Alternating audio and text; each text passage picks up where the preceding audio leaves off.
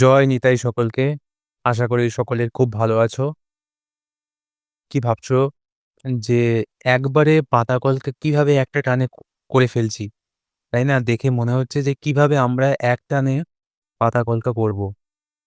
তো সেটাই আজকে তোমাদের দেখাবো যে একটা টানে তোমরা পাতা কলকা সহজ উপায়ে কিভাবে করতে পারবে।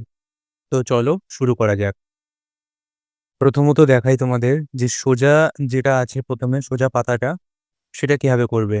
প্রথমে বাঁদিক থেকে এইভাবে বেঁকিয়ে একটা দাগ হবে, তার সাথে যুক্ত করব আমরা এইভাবে, দেখো একটা বেঁকিয়ে দাগ তার সাথে ডান দিক থেকে ঠিক বাঁদিকে।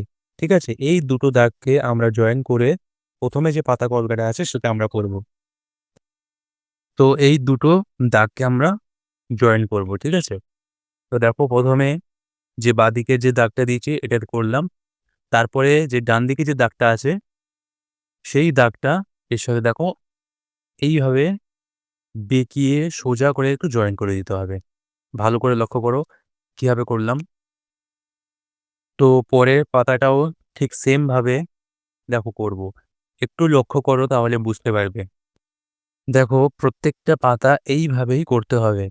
প্রথমে বাঁদিকে দাগটা দেবে, তারপরে ডান দিকে যে দাগটা আছে সেটার সাথে এটা জয়েন করতে হবে। এইভাবেই তোমরা বাড়িতে ভালোভাবে প্র্যাকটিস করো। প্রত্যেকটা পাতাকে এইভাবে ধরে ধরে প্র্যাকটিস করতে হবে। ধরে ধরে প্র্যাকটিস যদি করো তাহলে কিন্তু এইরকম পাতা তোমরা করতে পারবে সুন্দরভাবে।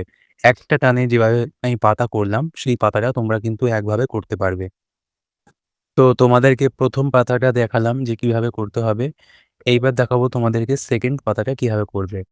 প্রথমত এইভাবে উল্টো করে প্রথমে দাগ দেবে, প্লাস এইভাবে বেঁকিয়ে একটা দাগ দেবে। তারপরে এই দুটো দাগকে আমরা জয়েন করব। কিভাবে?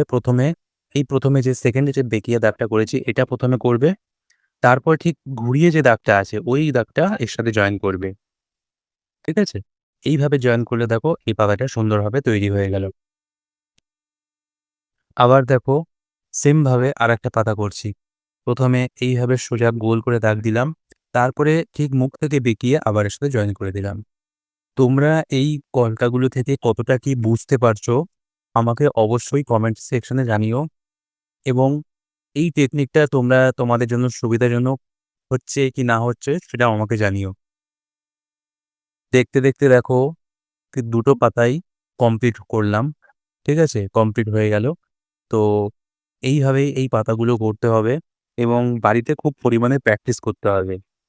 বাড়িতে ধরে ধরে যেমনভাবে আমি দেখালাম সেইভাবেই তোমাদেরকে কিন্তু প্র্যাকটিস করতে হবে। চলো আজকের ভিডিওটা এই পর্যন্তই, আবার দেখা হচ্ছে পরবর্তী ভিডিও।